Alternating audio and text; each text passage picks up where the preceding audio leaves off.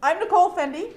I'm a game designer. I'm also an author. And one thing you're going to discover as we go through this, there are a lot of corollaries between all the changes that happen in the self-publishing book market and what is happening with the game market.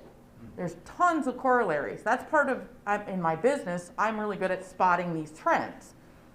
And I'm going to show you how I'm leveraging tools that have been proven in the book market, as well as my own experiences as a game designer, into your games. And as the previous speakers mentioned, if you're pitching a game, if you don't want to do it yourself, sorry, it's very hard to speak loudly while you're wearing a mask. Yep.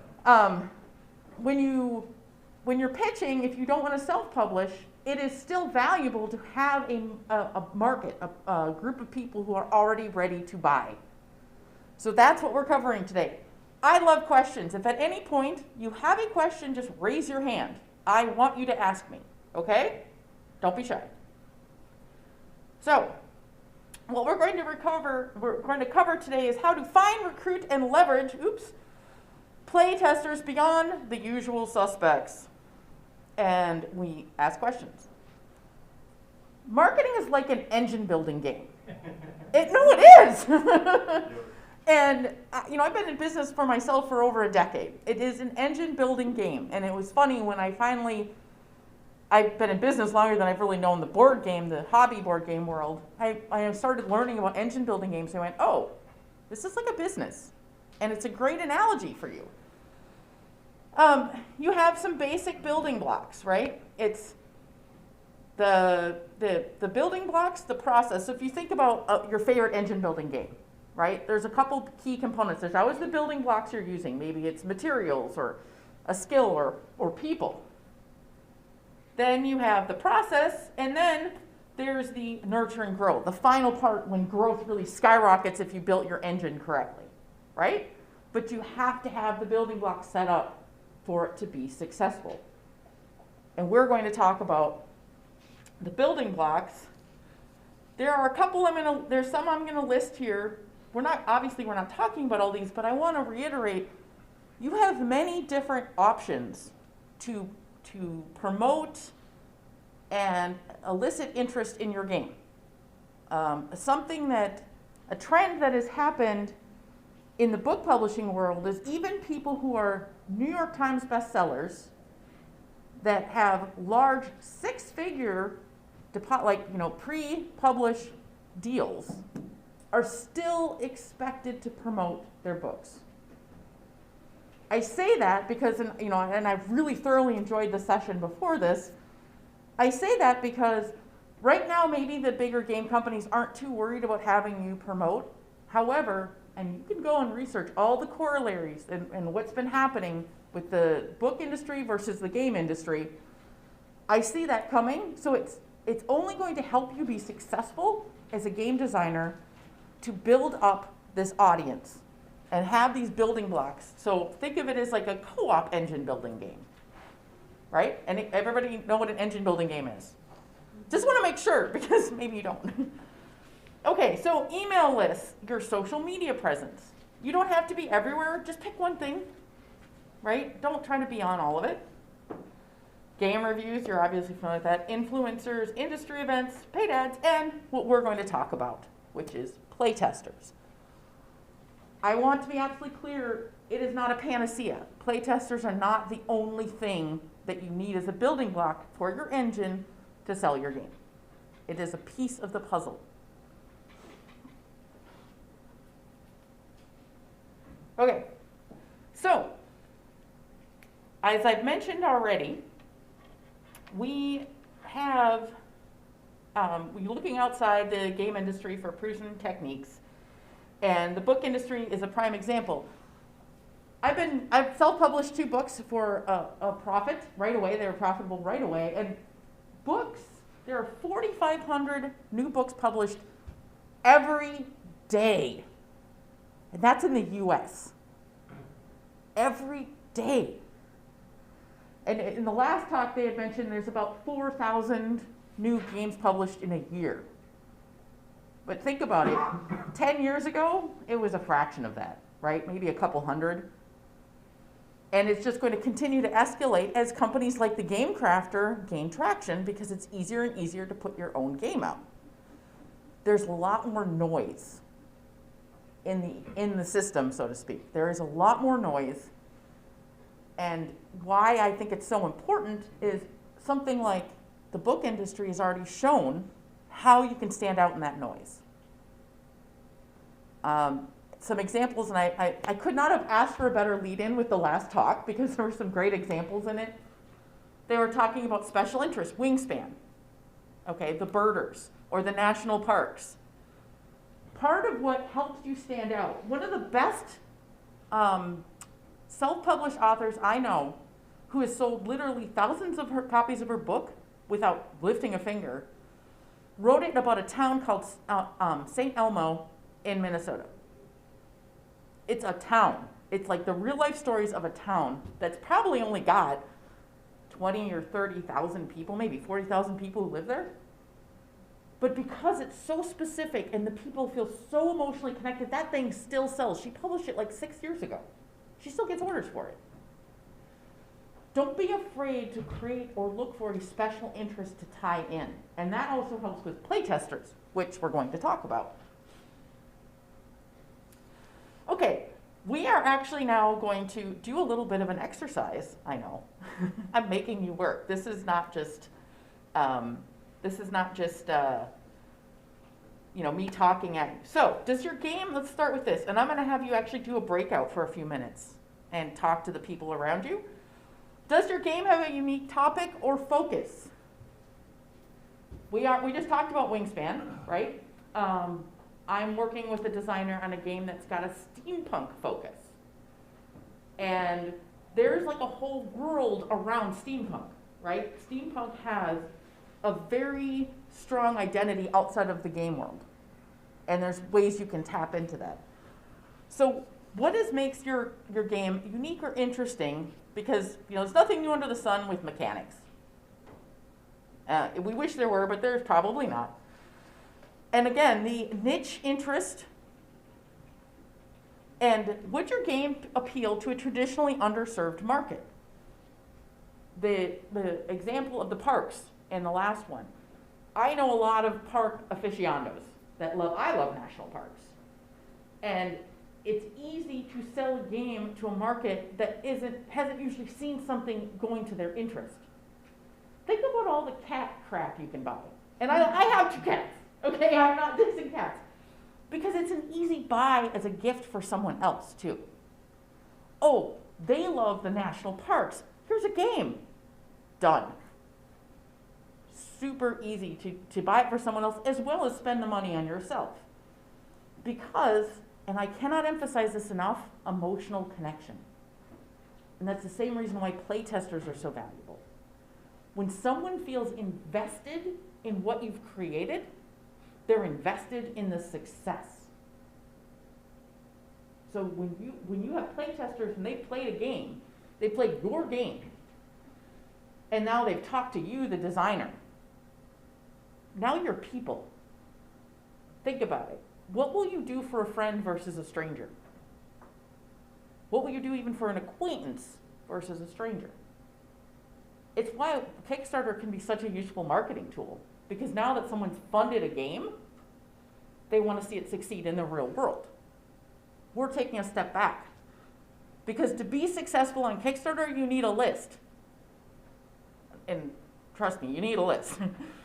So you want people to have that emotional connection initially. What I'd like you to do is think about one of your games that you're working on, and if it doesn't already have a theme, so for example, the steampunk game that I'm working on didn't have a steampunk theme. It was kind of a more generic pick up and deliver game, and I said, oh, we could make this into a steampunk game. So if you don't have a theme or a niche or hook, use this time, take a few minutes, I'm going to walk around, answer these questions. Think about how you would market it. Who's going to have that immediate connection to what you're working on? Any questions? I know I'm making you work and it's only 10 a.m. Okay, so talk to the person next to you. or in front of you, or behind you, or in front of you, or behind you.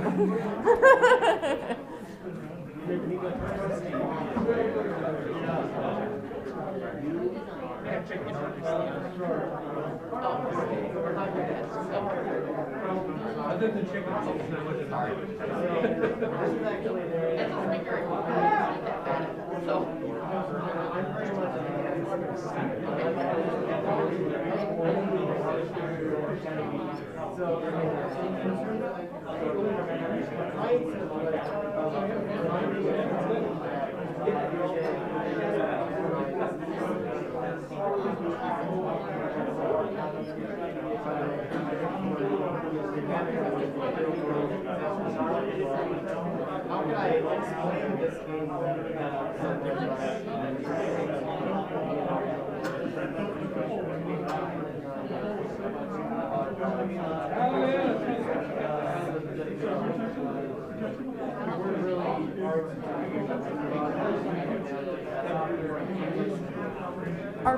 Are people able to like post online as they're watching, or is this not live stream? Okay.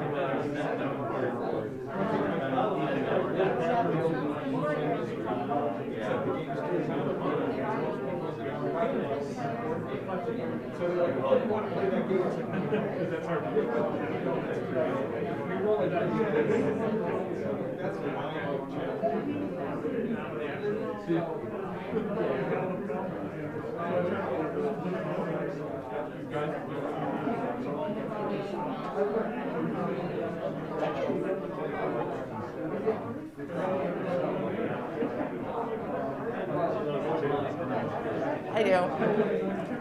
Okay, 60 seconds, 1 minute, 1 minute. 1 minute.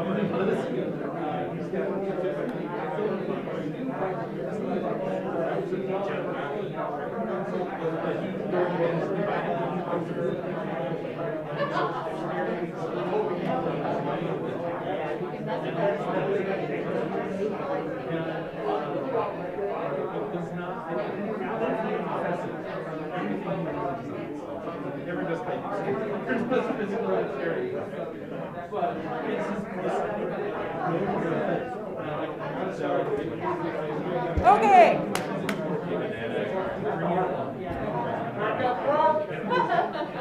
Okay, so I have one person we're going to brainstorm for. First, I'd like to see if there's anyone who'd like to share what they discussed in their group.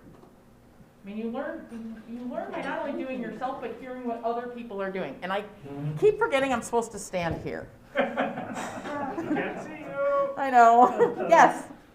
One thing I learned with that, when discussing with my partner is that, so some of the designers are really focused on mechanics and others are really focused on theme. And, when you were talking about, niche interests, that's more on the theme side, but, right. How do you match that with mechanics? And if you're a mechanic designer, how do you find a theme that matches your mechanics? Right, okay, it's a great question. I'm going to repeat it because we're also recording this. People tend to focus on mechanics or theme when they're first building a game. I admit when I do my own games, theme 100%. I have a theme and then I try to back into the mechanics. But I know plenty of people who start on the mechanic side and then have to work over to theme. So on the theme into mechanics, obviously tying up with someone who knows mechanics is really important. I'm going to talk because I think it's harder for people to go from mechanics to a theme, because I think that's where the struggle is. Now you have a couple options, and I have a voluntold person. I told him he was volunteering to share. He has that very problem you were talking about. So could you give them the 60-second or less description of your game? Because it's very mechanics oriented, right? Yes. Basically, it involves managing resources so that you have the opposite of what your opponent has, and you are trying to get what you want to hit them with your attack cards without giving your opponent what they want on the opposite end. I conceptualize the game as Avatar meets Jackie Chan. If you can imagine that. It is a combat game, so you're trying to knock your opponent's health down to 0. And that's kind of not very niche for the niche appeal. Mm-hmm. Okay, so what I'm hearing is he's talking about it is this has got combat. So it has to be a group that likes combat. And there's a lot of groups that don't. So you have to make sure it's essential this has a combat-oriented group that you're appealing to. And it's got resource control, right? Those are the two main things I'm hearing from a mechanics point of view. Combat and resource control. Anybody hear any others from a mechanic point of view? Yes? I'm going to disagree. I think there is an audience of people that don't like combat, but do like the Avatar concept of balance. And what he's talking about in his game is that counterbalance thing. Oh, okay. My daughter, who's into the Avatar, because Yep. she sees this thing of, you have to have balance in the world. Yes. Okay, so there's two paths he could go down, right? And that's okay. Themes can go down lots of paths. You just have to pick one. There is no one right or wrong answer. It's something that you feel can work. So now we have two divergent paths. Both are possible. One is a seeking of balance. And maybe I attach to combat because I like games where you get to fight. So that's my personal preference. Yes? I would say that it's important to also remember that combat, and that it's not necessarily combat. All I'm hearing here is conflict. Ah. You could really open up your theming options when you stop thinking about something as just a fight and more a Ooh. conflict. Like, Oh. It could be an argument where the opposite is, coming out with an emotional versus a logical, argument. Lawyers in a court case, for example, or otherwise a battle for custody, or any other thing where two people have different interests and are sort of acquiring resources, either abstract or physical, Right. and are trying to get the thing that the other person doesn't have. Okay, so I'm going to paraphrase for the recording, that don't confuse combat with conflict. And I really like that take, because then now with conflict, it could be, political conflict. It could be, the hidden motives versus the, seen motives. I mean, there's another path you can go down. And where might that go? This is an important piece of going from mechanics to theme, is talking to people. I mean, you're at Protospiel, right? You have a room full here and a whole bunch more people that you can start just going back and forth with. What about this? What about that? The other thing that's important is it has to be something you're interested in. Because if you try to use a theme that you don't care about, it's not going to work. It's very disingenuous. You won't get excited. They won't get excited. It's just not going to happen.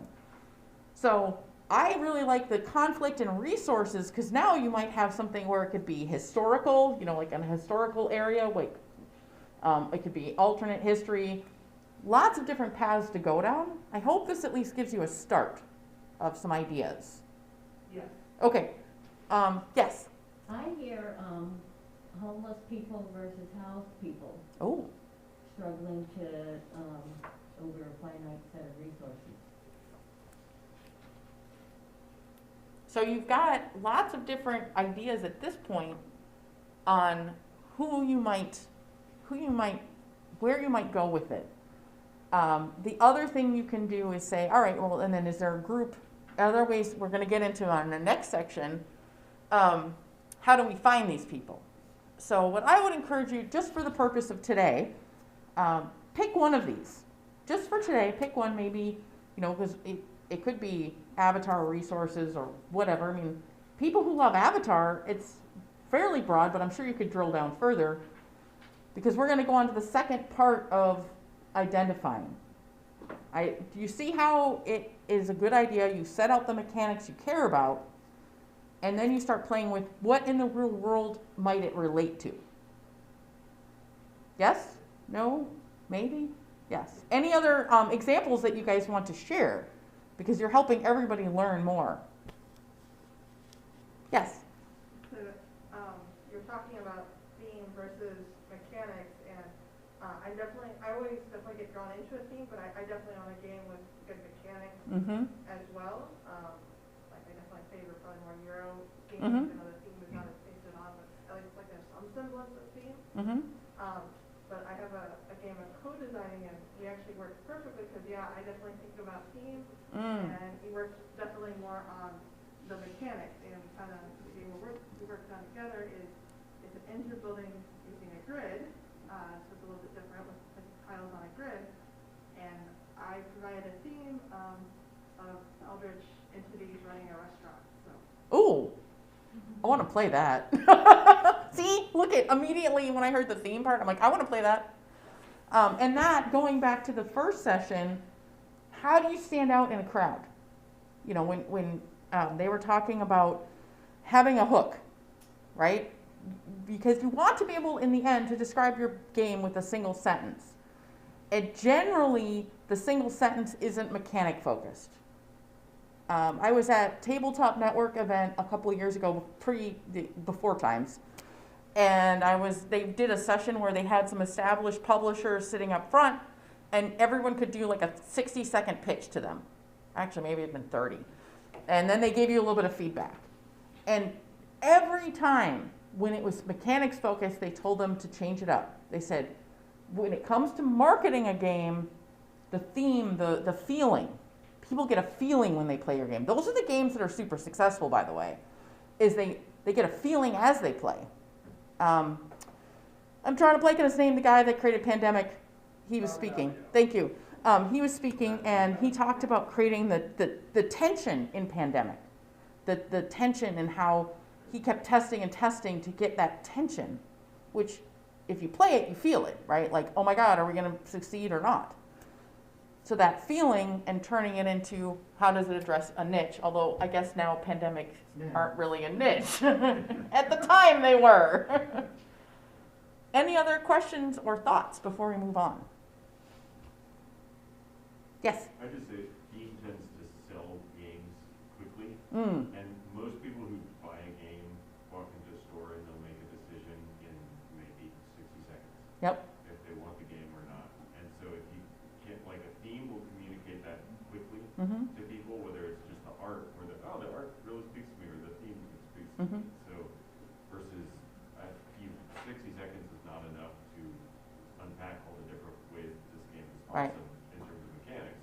Mechanics will help your game Last. Yes, absolutely. They will help. I think that's a really important, I'll get you guys in a second. I want to reiterate that theme helps you sell. Mechanics are what keeps you going. You get the interest, but if you don't have mechanics to back it up, it's going to fall flat. It's not going to last. I'll come to you in a second. Yes? I was just going to say, too, is to understand who your audience is, because actually the gaming audience is hugely diverse. Yes. You have your I'm gonna call them the casual hobby board gamers, where they're very eclectic, but they're immediately attracted and then move on to the next game. And then you have those who are the heavy cruncher gamers. And I'm only speaking based on who I know and the clubs that I'm in and whatnot. They actually, although I'm a theme guy, and certainly theme can attract them, primarily they do a lot of study first.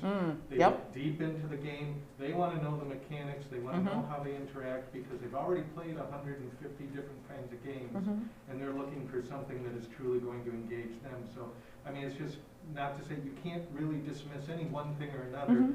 It's a matter of identifying who is your game most going to attract. Yes. How do you communicate that to them? Yep. And realizing the fact that you're probably going to turn off a ton of other people by You that will. very same. You will. Absolutely. You know you're doing it right if some people say, I would never play that game. Right, exactly. You're doing it right if someone says, I would never play your game. Now, if everyone says that, there's a problem. Okay, you don't want everyone to say it, but if you get some of those, it means you're doing something right, because you've honed in on a niche. And the niche is what sells. And it can grow from there. And I'm coming to you in a second. I'm going to make one more comment on this, your comment, and we're going to move on. Using the book world as an example for a minute, I love to read sci-fi fantasy. Love it. Okay, I'm a book hound. And there's this author, his name is Larry Correia, and he writes this series called Monster Hunters, which has nothing to do with the game Monster Hunters, the video game. It's completely separate. And he was self-published initially. He's now a New York Times bestseller, but he was self-published originally. He's also a gun enthusiast. And so in his books, the main character has all these really cool guns that he uses and shoots and weapons and goes and kills the monsters, right? So what Larry did, because he didn't have an audience to start, he asked all of his gun enthusiast friends to share it. And they loved it because, believe it or not, a lot of authors don't know how to write about that because they don't have that experience. So he could write about the technical side. Like, there's stuff in there I'm like, I don't know what he means, and I go to the next page. But if you're an enthusiast, you really appreciate that level of detail and understanding. To your point, they gave him that core, and then from that core, he branched out to people like me who, I'm like, okay, I don't know exactly what that means, but that he has the Abominator is one of his, or Abomination, I don't know, it's one of his like special guns. And he grew to a point where he could attract a large audience, but that core they were very technically oriented. They wanted that. So, yes, I have not forgotten about you. Yeah, the phrase that comes to mind is, it's better to be loved by a few than liked by everyone. Oh, yes. Yes. And let's say, I do a lot of design from theme first and mechanics, but I love mechanics. I love the probability spaces and those things to create mathematically and narratively. But the thing that I'm always looking for when I shift mechanics into theme, or just sort of look at it, is verisimilitude. Does this feel like it matches? Does this feel true? Does it feel like it matches with experience? And so if I have a mechanic, it's like looking at different options, and like it's not just a matter of finding a theme that is cool, but finding a theme where the mechanic feels right. Yes. You're saying that theme sells. There's a game called Witches of the Revolution, which is about playing witches during the Revolutionary War, helping the Americans versus the British. And it's a co-op deck building game, and the theme is really on point. And the mechanics are fine, but just everything is abstracted. You're lining up colors to take tricks, and nothing really lines up between the themes and mechanics. And it's one of these games that we played and then kind of put away because we loved the theme, but the mechanics didn't deliver on the promise. Yes, the mechanics, I am not, to be clear, even though I start with theme, they are partners. Theme and mechanics are partners to make a good game. Absolutely. And that's one reason I love to come to Protospiel, because I know mechanics aren't my strong suit. So I think it was your point about working with someone you work with someone who's like counterbalance. Protospiel's great for that. And I have other, obviously we haven't had as much of it lately, but, find people who can help you counterbalance and, trade off. Like, okay, today we're going to work on my game. Next time we work on your game. Okay, so, yes, one more and then we do need to move on. Yes? Note is that, in a sense, if you start with themes, you're testing your theme all the time. Because can you get people to play test your game? If you can, your theme is probably bad. And that's good to know. Like, Right. if people are like, no, I'll never want to play a game like that. Like, great, that's Right. helpful. If everyone's saying it. Yeah, that's right. The distinction between it's okay for some people versus if everyone says I'm not Yeah, interested. but essentially, you're kind of play testing your theme. Yeah, that's a great point. In 2 minutes. So for the recording, you're play testing your theme. We're going to move on. If we have time at the end, just keep it in, because just so I want to make sure we get through all of this. This is all leading up to how you leverage these play testers, right? Because we need to find these people, right? We've got all this going on. So you've picked an identity, right? You've picked an identity, a unique topic or focus and niche. And even if it's not the one you go with forever, have one now, because we're going to do the second part of this exercise and I want you to follow through with it. You always learn better by doing than hearing. And that's why we're doing this right here, right now. Okay, so nurture and grow, we're going to find them. So you have this niche audience. You want them to play test your game, right? Because that's where we're going with this. But now you need to find them. Because a lot of times, those people who are in your audience are not coming to Protospiels, they're not coming to Unpub, they're not doing that. So you need to go out and find them and start engaging with them. So we're going to do another exercise, and that is, where do they spend time? Who are their influencers? And okay, that word is overused, and I admit it, but the reality is, who hasn't watched Dice Tower?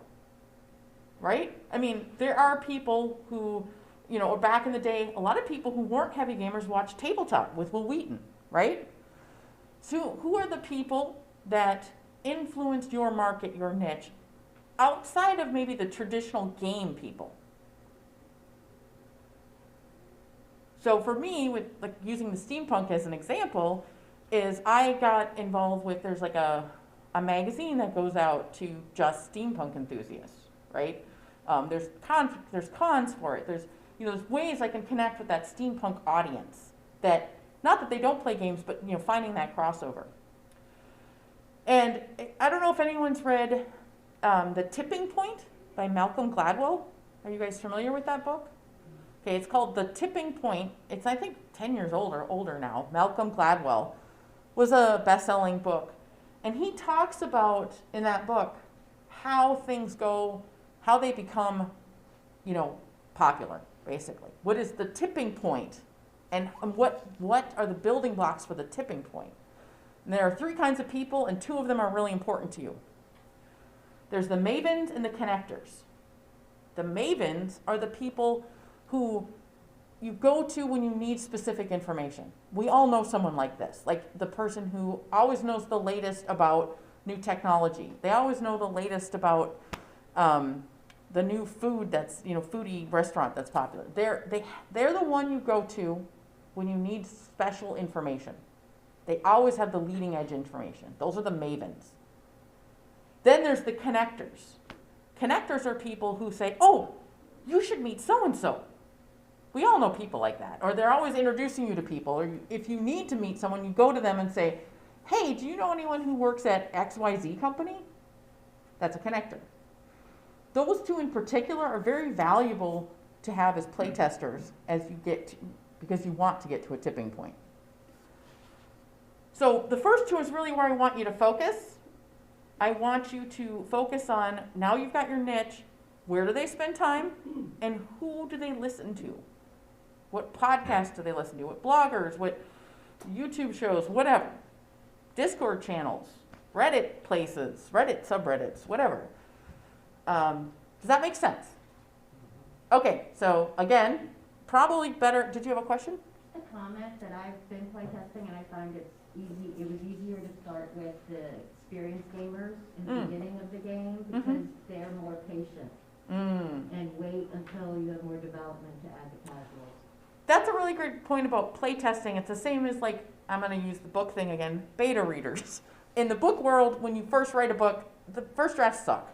The first drafts are word vomit. Any good editor will tell you that. And so you don't want to send your first draft to someone who doesn't appreciate that. You want it to get to a certain point. It's maybe been through some initial edits, which is, as you're saying, it's not the rough version. So yes, start with the core, but as you're getting to a point, it's maybe 80% of the way there or whatever, then you can start talking with the broader audience. That's a very good point. Know when to go out to that audience. Okay, so you have about 5 minutes to do this next exercise. Where are they spending time? How are you going to find them? What are the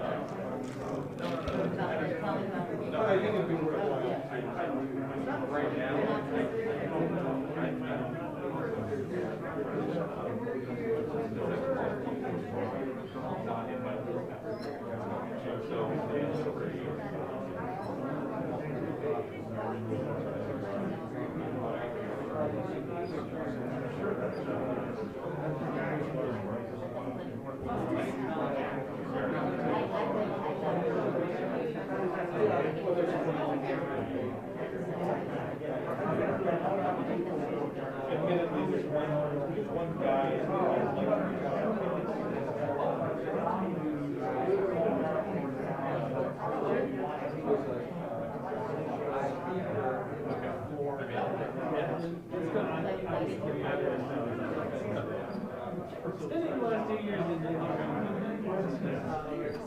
someone with us, playtesters who are involved, may not be years. Play something.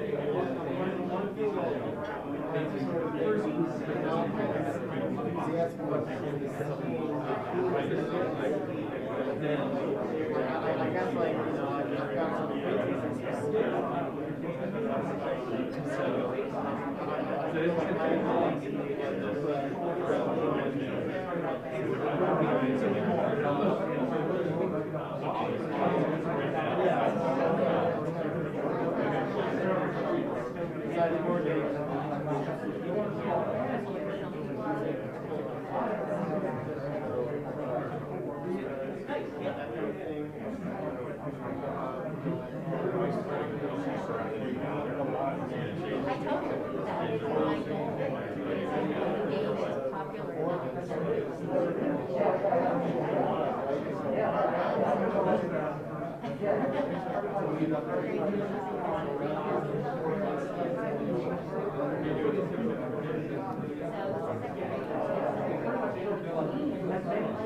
Okay, I can't give you guys the full 5 minutes because we're getting short on time, so I'm going to ask you to come back.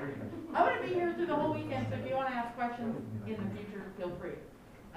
And certainly talk to each other, because just with having a game done, even if you're self-publishing or going with a publisher, that's just the beginning, because now you want to sell it, right? I mean, unless you're designing for yourself, which is fine.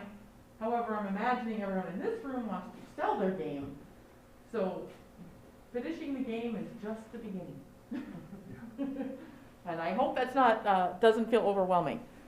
I can take like 1 or 2 examples if you want, and then we're going to move on with what will you do with this information.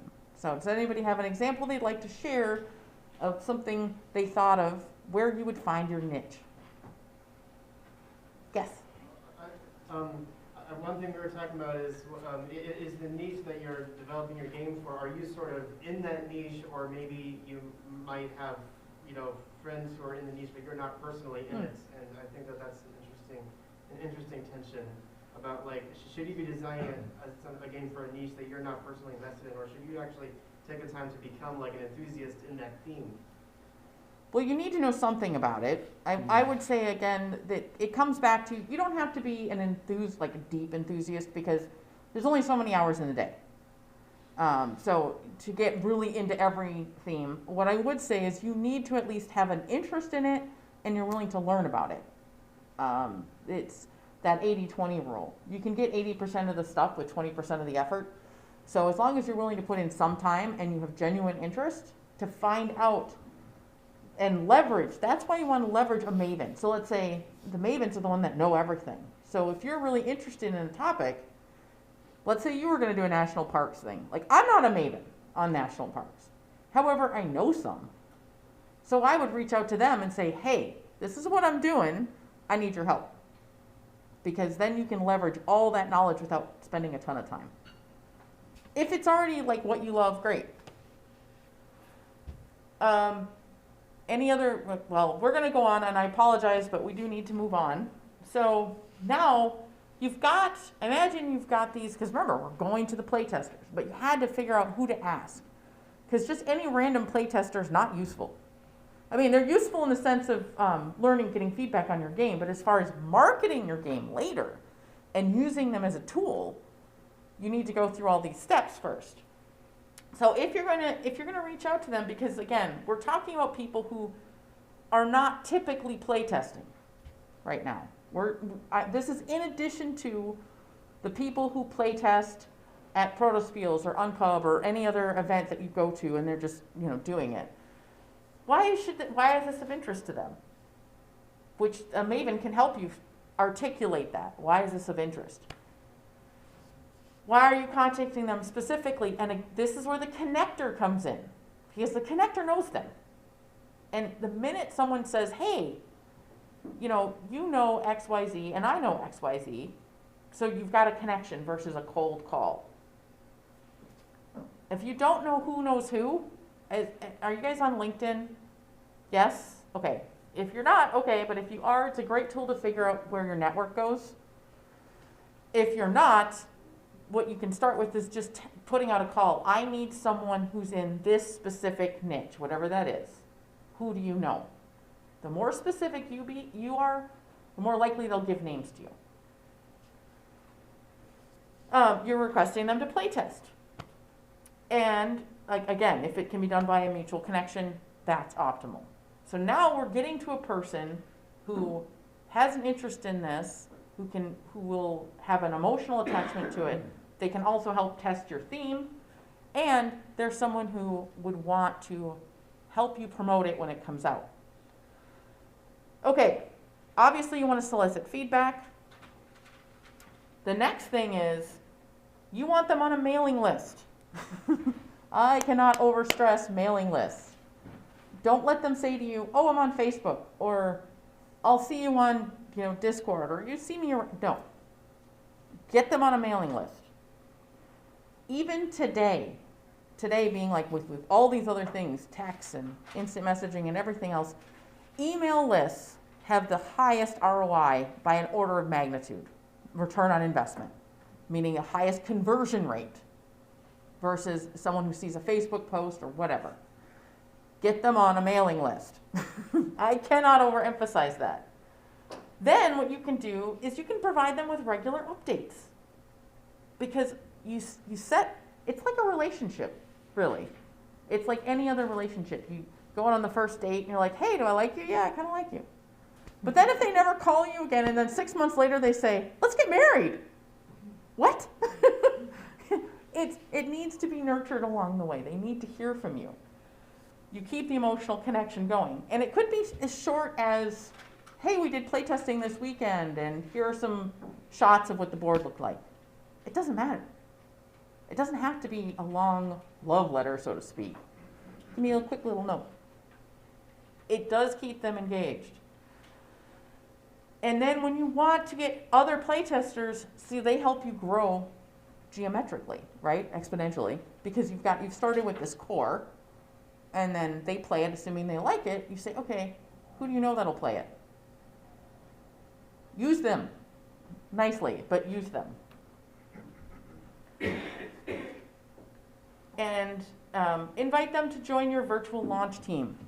This is something I learned in the book publishing world. They call them street teams. Have you guys ever heard of this concept? Okay, well, you can research it if you want, but a street team basically, and I've done it. I got the chance to work on, Michael Port is a best-selling author, and I know him, and I was on his street team. So I got to see behind the scenes for someone who was doing a launch, and he was already a well-established, national bestseller, but doing a launch of a new book. And a street team is basically people who are, again, invested. Now, I knew him personally, so I was invested as a friend, but all these playtesters, now you've got them invested. So now you put them on your street team, and a street team can be run through a community, it can be run through email. They help you get the word out. I would say if you're really interested, either talk to me or just Google street team book launch, and it'll give you tons of resources for it. They're incredibly effective. And generally, they do it for free because you've invested, you've created a relationship with them. So if you have a low budget, this is also a great way to get something. You've invested time, but you don't have to spend money. Okay, last but not least, here are some resources for you. Oops, can you see that? Yeah, okay. It's showing up weird on here. Your First 1,000 Copies by Tim Grahl. It's also another book resource. He ended up doing 10,000 copies in his first year of this book that no one, he had no traction with anything. I already mentioned The Tipping Point by Malcolm Gladwell. Excellent book. I think it's in the second edition now. Launch by Jeff Walker. Anybody heard of Jeff Walker? Okay, he does a lot with, he's like the godfather or grandfather of online launches. He's the one who really started the idea of an online launch. And he does have a case study. I don't remember the name of the game off the top of my head. In his book, there's a game this guy put out. It's about like herbs and medicinal purposes or something like that. I don't know. It's very niche. And the guy had pre-ordered, this was back in the day, pre-ordered all these games, had all these games, and then no one was buying them. So Jeff Walker came in and helped him use his email list and create an email list, and he sold out the games. So that method does work. Because I'm telling you, get on email. If you don't have an email autoresponder, get one. And you can start for free with MailChimp. It's free. I mean, I think after you get so many contacts, there's a small fee. I cannot overemphasize the email list. I can't. There's others too. I mean, there's like Aweber and some others. MailChimp is really popular. The email statistics, you can go and look. Again, it's just more numbers to support. I am a numbers person. The numbers support why email is so imperative. There's a great Discord, Patreon Discord example. This is something she does. It's a RPG environment, so it's not board game, it's RPG, but tabletop RPG. And she's done this amazing job of creating a community of playtesters that are avidly waiting for her to release the first product. And I mean, she's got, I think, like 1,000 people on her Discord. You know, they playtest it on Discord. A great example. Here's how you can connect with me. And you can see an example of follow up an email with airsloop.com. That's the steampunk game that I'm bringing out next year. So you can see that. Yeah, cool. It's 10:02. They said I had to end, but since they haven't come in yet, are there any last questions or comments? I have one about Yep. doing radical changes. So we're talking about themes and mechanics. Mm. And I don't know how many of you have ever played Squad Leader back in the day. They started out, they got all invested in these mechanics. They weren't always the best, but it took a lot of time to learn them. And it took a lot of time just to set the board up like to play. Okay, so you got all this love and time and effort involved in this, and so are your buddies, and you're around the ping pong table on the basement. And then they come out with the GI Anvil of Victory. Remember what happened to that? It changed the mechanics. So none of the stuff you knew, none of the stuff you had worked with it. We've been begging Avalon Hill to come out with the American component. You know. And they did. And it's like, I dropped it. It's like, this is crazy. I'm not going to relearn. a whole other system and invest all the time and effort and money. And I think they lost a lot of people that way too. A lot of my friends like, forget this, you know, unless you had a friend that was willing to dive in and then give you the Cliff Notes version, it was like, forget it. Yep. So I would say be real careful if you're doing a series. You know, I've got a couple games here I'm doing expansion packs, and I make real certain that I only add to it, I don't dump it. Yeah. One last, you had raised your hand? One last thing, and then I'm getting the eye. Yes? Well, super quick, what I'm wondering is, as you advance in playtesting, Mm-hmm. what I'm finding is, and this, I want to see if I'm wrong about this or something, but I find that as the game gets into its final level, introducing new people into the playtesting isn't giving me any useful data. Too often it throws me off course, and at that point I want experienced players because I'm trying to test existing mechanics and see if anything can be broken, right? That you need an experience. And that's where I come into trouble, is keep going back to the same well, right? And so, but I just wanted to see, is that common, or am I? When you say it's a problem, I guess, you know, I don't know what the game is, but if you're suddenly having a lot of problems when people who haven't seen your game before are testing it. No, it's not a problem. Okay. I'm not getting the useful data that I need off of it, right? Describe useful data. Well, when you have a more complicated game, right, with Yeah. a lot of variable abilities, what you're trying to figure out, can this be manipulated to an extreme level where I need to fix something? And beginning gamers in any game, typically, unless they're, I've run into a couple, but most people can't break everything down to the point to immediately say, oh, I see how to break this game. Okay, so what I would say is two things. One is you still need to get people who are going to want to play. You have a crunchy game. I like crunchy games, but not everyone does. But secondly, I would suggest you change your mindset, because useful information isn't just the mechanics.